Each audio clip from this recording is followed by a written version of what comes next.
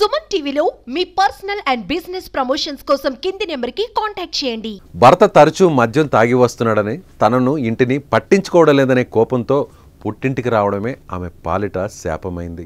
భర్తతో గొడవపడి అలిగి పుట్టింటికి వచ్చిన ఓ ఇల్లాలు ఇంకా ఎప్పటికీ తిరిగిరాని లోకాలకు వెళ్లిన విషాద ఘటన అల్లూరి సీతారామరాజు జిల్లాలో చోటు చేసుకుంది.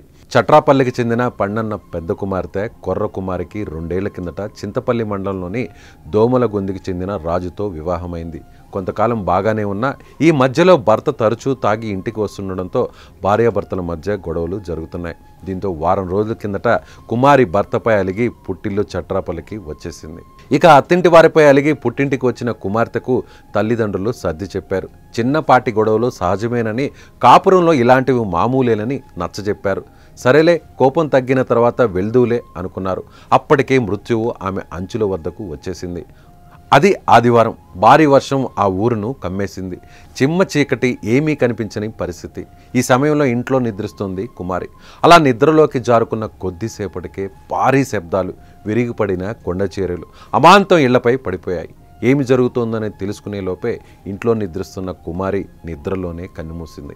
ఇక కుమారి మృతితో చట్రాపల్లి గ్రామంలో విషాద ఛాయలు అలుముకున్నాయి.